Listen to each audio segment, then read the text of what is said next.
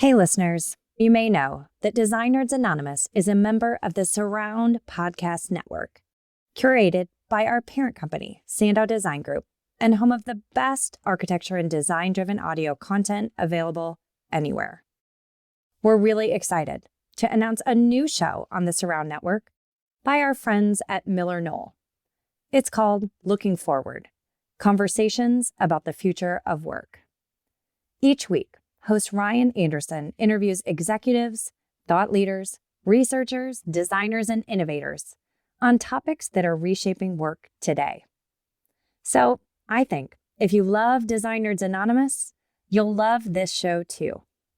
Listen on for this Season 2 preview of Looking Forward, launching July 5th.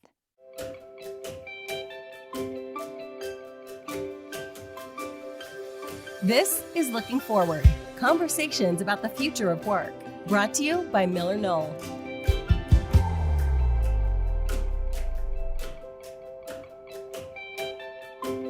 Hey everyone, I'm Ryan Anderson, Vice President of Global Research and Insights for MillerKnoll, and your host for Looking Forward, conversations about the future of work. If you're a first-time listener, welcome.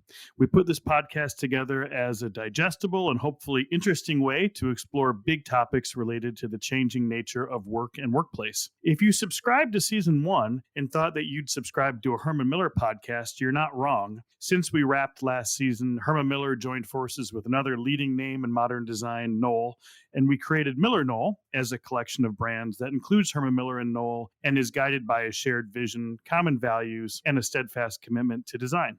If you haven't yet listened to Season 1, be sure to check it out. We talked with folks like Brian Elliott from Future Forum, Darren Murph from GitLab, Stephanie Akui-Hughes from Aka Architects, and John A. Powell from the University of California, Berkeley, as we discussed the future of hybrid working, smart buildings, changes in workplace design and planning, ways to foster a greater sense of belonging among team members, and a host of other topics. So we're excited to announce that we'll begin regularly releasing Season 2 episodes here in the coming weeks, and you'll gain new insight from conversations with some of the leading voices in real estate, workplace strategy, interior design, technology, HR, and a host of other functions. But before we get there, I'd like to actually use this time to kind of level set and discuss the future of work and the state of the workplace as it exists today in summer of 2022. Now, normally I'll be interviewing other people, but in this case, this is just me being able to share a little bit with you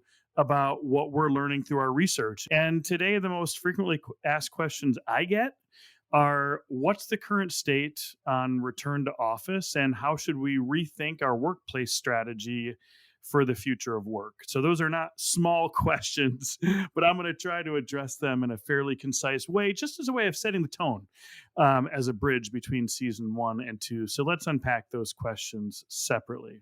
First, what's the current state on return to office? Well, simply put, it's highly varied, and much of the success of an RTO policy rests on how confident employees are that they'll retain flexibility if they start spending more time in the office. Let me explain. MillerKnoll is a founding partner along with Slack, Boston Consulting Group, and Management Leadership for Tomorrow in a consortium focused on the future of work called Future Forum.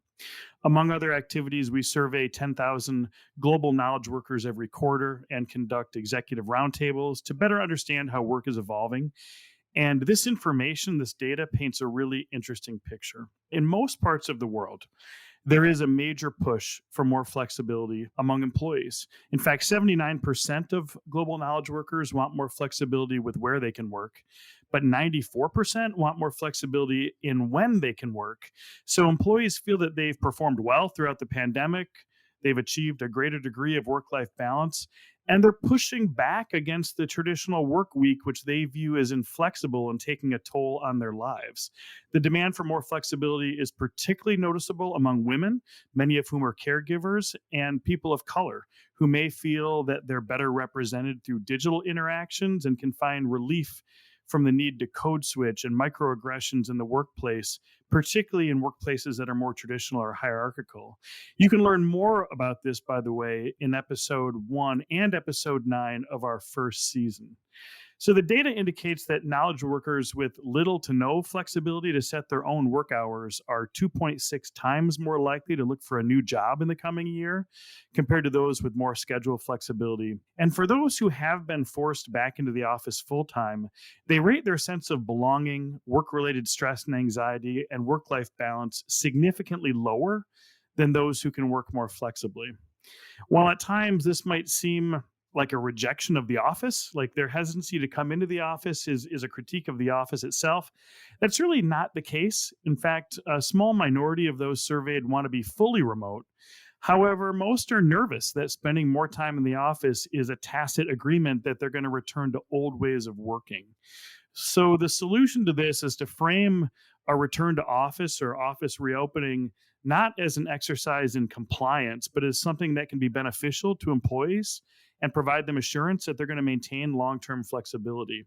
Of those surveyed, 66% of executives believe that they're being very transparent with their post-pandemic work policies, but only 42% of employees agree. So clearly there's a communications disconnect there. Speaking of communications, the communications from employers to employees that sound controlling are likely to actually create resistance rather than participation when it comes to having people spend more time in the office. I'll give you a couple of examples. Consider one example where a company sends emails to an employee or to their employees that says something like, "Hey, you're valuable to our culture. We've missed you. We know that many of our employees have grown socially isolated in the last couple of years, and we've got new employees who have yet to form friendships or strong relationships with others. So we need your help in strengthening the health of our community and building our culture. And we'd ask that you please spend the equivalent of 2 or 3 days a week in the office, spending quality time with others."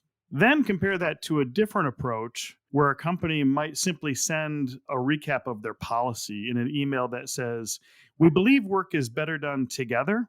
We ask that you please spend a minimum of 2 days or 3 days in the office each week and coordinate those with your manager." Now, the second email I sent actually didn't sound that bad, right? It wasn't hostile, but it maybe conveys that this is a policy decision, that it's about compliance, and it can limit employee autonomy, whereas the first communication really conveyed that employees are valued and trusted and seeks their participation in building that organization's culture and ultimately better organizational outcomes. And so these communication strategies are really important. Interestingly, there's growing evidence that that second approach, where it feels a little bit more policy focused or compliance, is actually counterproductive, that it creates a standoff, that people are really hesitant to go in, and that more freedom may actually produce better occupancy levels. So as an example, you may have seen recent articles highlighting that the highest occupancy rates in the US as of May of 2022 are in Austin, Texas. One reporter asked why this was, and the CEO of the Austin Chamber of Commerce said, and I quote, "In a lot of places, companies are having to create brand new policies around flexible work schedules. Many of our companies already have them," end quote. In other words, coming back to the office there isn't viewed as risky. The assurance of flexibility is already established. Now, along these lines, I've personally been fascinated with studying and observing remote first companies. I've been doing this since about 2013. Of course, there's more now than there was then. I found that most do have offices, and in fact, many of them have really great offices, more active and engaging offices than more traditional approaches. One specific example that comes to mind is Atlassian, a technology company based in Sydney, whose headquarters there I had the chance to visit in 2018. It's a fantastic space. And I was really intrigued in 2020 when Atlassian announced a work from anywhere policy that enabled their employees to never come into the office if they don't want to. I was thinking, boy, what's that going to do as far as the life in their offices? Well, if you search the web for articles about how they're doing, you'll find many that highlight that they're actually creating new spaces. They're not going back and shuttering their corporate real estate portfolio. They created valuable assets that employees enjoy, and the employees aren't forced to be there. They want to be there. Hey, friends, we'll get back to our episode in just a moment. But first, I want to take this opportunity to let you know that Looking Forward is part of Surround, a podcast network curated by SANDOW Design Group. Surround brings together some of the best architecture and design-driven audio content available. So if you like what you hear from us, visit surroundpodcasts.com and check out some of the other great shows on the network. Which brings me to our second big question. What does this mean for the workplace? Well, a few things. First, it means that the workplace and the office aren't actually synonymous. Organizations that are embracing hybrid working or more flexible working need to view the workplace as encompassing both corporate and home workspaces, but also potentially flex space, co-working space locations. And specific to corporate offices, and I know this is what I'm asked about frequently. People want to know, what exactly do we do with our offices? And most don't have a ton of capital to go redo everything. They want to look at incrementally improving their spaces. I know it might seem unusual or even counterintuitive, but we need to get our heads around the idea that enabling people to spend time working outside of the office is actually a key to unlocking better, more impactful, more desirable experiences in the office. Let me explain that a little bit more. Most of our assumptions about how work gets done were established in the many years of desktop computing, of that era that existed in the 80s, 90s, and early 2000s. It was during those years that we came to believe that work is done in an office, that individual work is done at a desk, that each employee needs their own desk, that meetings are held in conference rooms, that collaboration is synchronous. I mean, some of these assumptions even predated that, but we have to recognize that when Wi-Fi came around, when mobile technologies in the cloud came around, a lot of those assumptions stopped being true, but organizations didn't really get their head around how the work was spreading out, known as distributed working, or how it was getting more varied.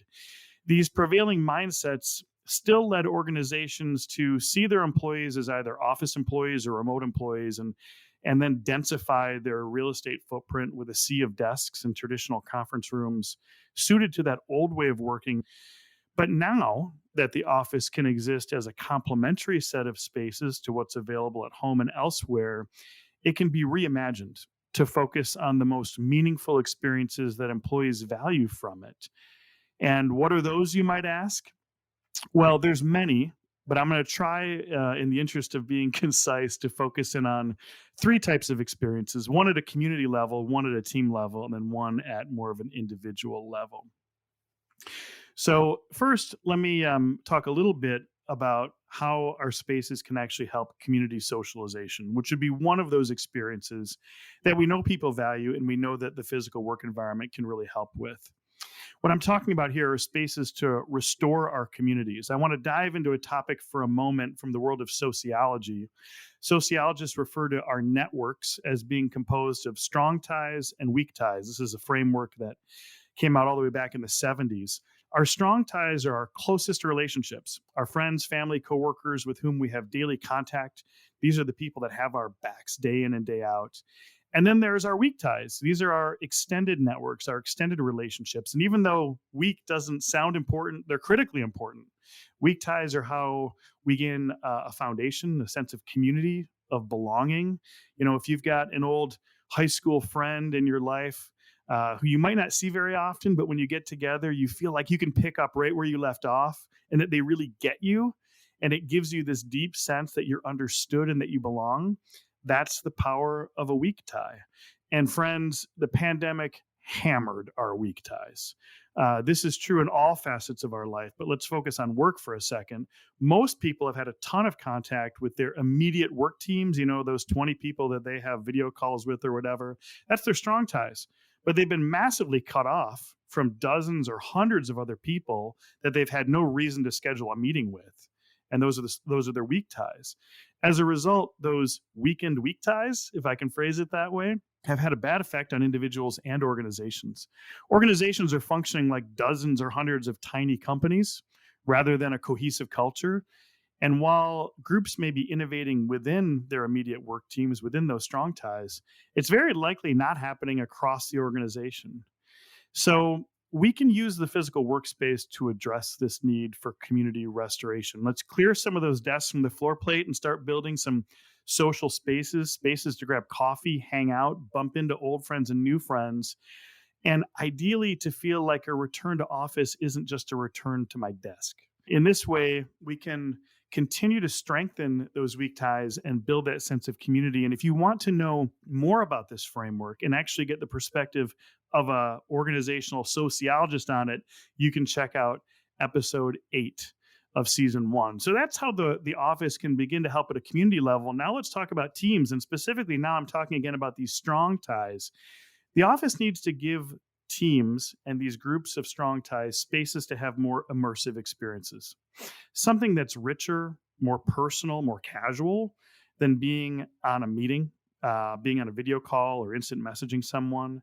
There's a variety of ways to do this, but these can be team neighborhoods where you're giving a specific team a combination of desks and huddle spaces, team tables or whatever. Or it can be a dedicated project room that a group can basically live out of for long periods of time, but you get the gist. A video call is fine for an hour, but it's not a place to hang out, to learn from each other, to ask stupid questions, to have tacit learning happen, or to grab some takeout for lunch. And so these spaces are really important. So even if there's a flexible work policy and not everybody might be in on a given day, you might go in to be social, but then you know where your team is and it gives you that sense of place.